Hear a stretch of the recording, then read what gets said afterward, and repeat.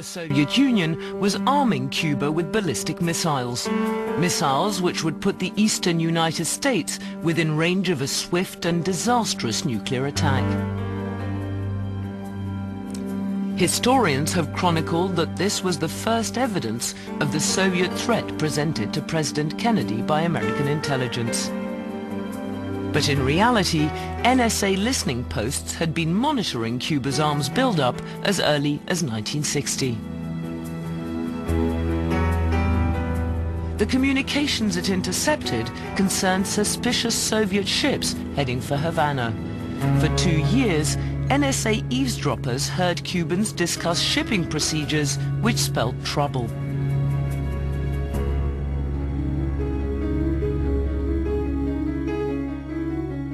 When the ships arrived, they were to be unloaded only at night.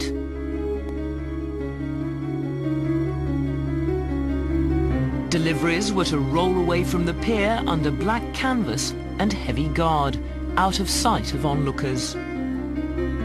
But it wasn't until September 15, 1962, that the NSA intercepted the most telling signal of all, an electronic fingerprint indicating the operational status of an SA-2 surface-to-air missile. Such a weapon was the Soviets' unique support for a nuclear missile facility. A month before the U-2s confirmed it, the NSA had collected strong evidence indicating Cuba's nuclear threat. So when the crisis erupted full-blown in October, President Kennedy was well prepared. With the world on the brink of nuclear war, the naval blockade he ordered was able to prevent the arrival of more missiles. Later, the Soviet Union agreed to remove the missiles already in place. The crisis predicted by the NSA was over.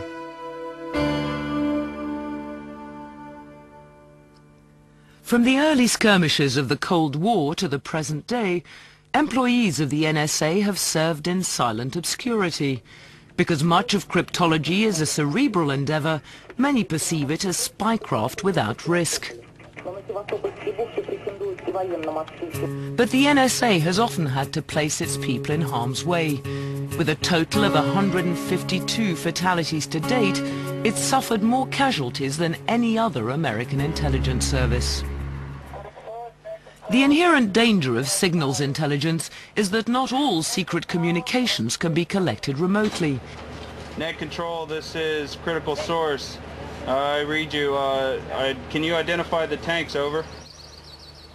Listening posts must often be positioned perilously close to the target. In these cases, roles can be reversed, and the cryptologist himself becomes the target. This would be the fate of 11 Air Force cryptologists in 1958. Throughout the Cold War 50s, modified cargo planes were used for NSA missions targeting the Soviet Union. The planes would fly dangerously close to the Soviet border, attempting to draw a reaction from Russian air defenses for later analysis. On the maiden flight of one such aircraft, the Soviet response turned deadly. NSA ground eavesdroppers listened helplessly to the chatter of Russian fighter pilots as the crew of the C-130 realized the Soviet planes were closing in. When the Soviet aircraft decided to attack, it must have been panic aboard that aircraft. It's hard to imagine the fear that would be generated by that, because they knew they were sitting ducks. A C-130 is a transport aircraft. It can't get out of the way. It can't fly as fast as a MiG-19. And there was nothing down below but mountains. They knew they were dead.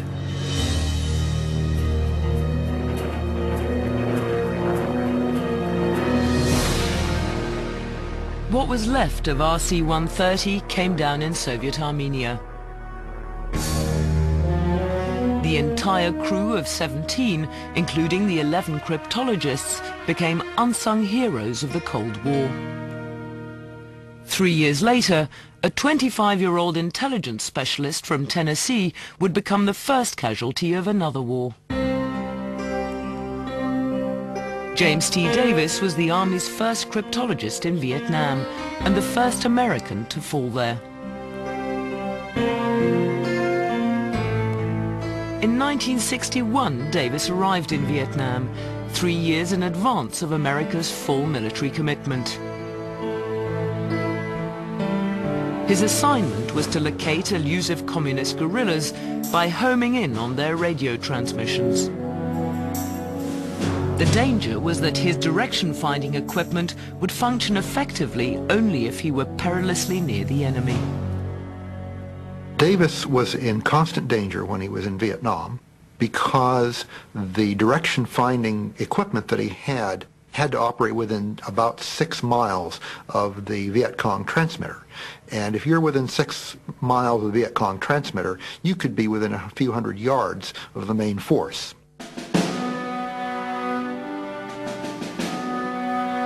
For 6 months, Davis was assigned to small roving patrols south of Saigon. On December 22, 1961, the Viet Cong guerrillas he targeted were waiting in ambush.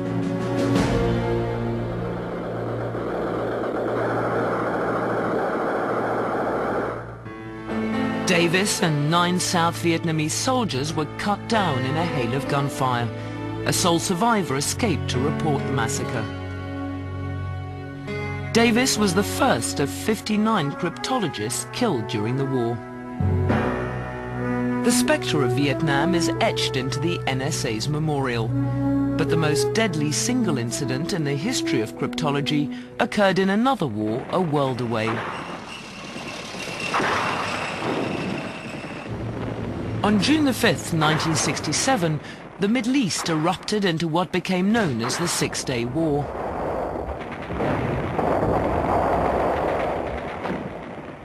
Ordered to within earshot of the battle zone was the USS Liberty, a signals intelligence collection ship. On June the 8th, the Liberty was patrolling 22 kilometers off the Sinai coast, though in international waters, its close proximity to the Arab-Israeli conflict made it a vulnerable target. At 2 o'clock that afternoon, Israeli planes mounted an attack.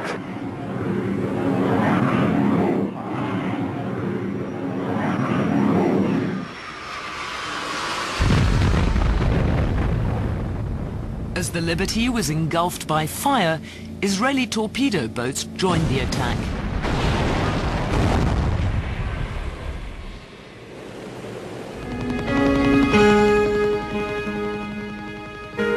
Incredibly, the pummeled Liberty did not sink, but 34 died and 170 were wounded.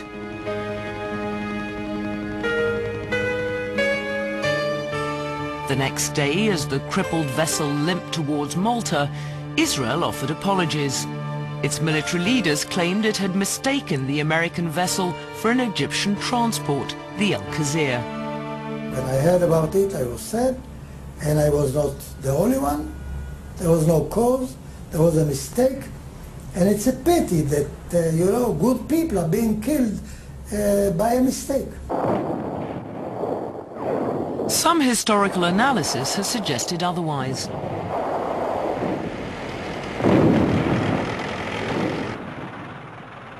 It's been pointed out that on the day of the attack, Israel had almost completed its overwhelming victory over its Arab enemies. But Israel's primary objective, the Golan Heights, was still held by the Syrians. By attacking the Liberty, the Israelis may have been trying to prevent America from learning the full extent of its gains. Concealing this information would have been crucial in staving off American intervention to stop the war before the Golan could be won. Whatever the truth, the fate of the Liberty is poignant evidence of cryptology's inherent peril.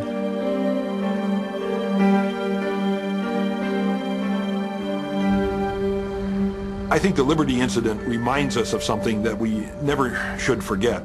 We make cryptanalysis sound like a clean, safe, academic way to get intelligence, but we need to realize that sometimes people in this business must risk or even give their lives for their country.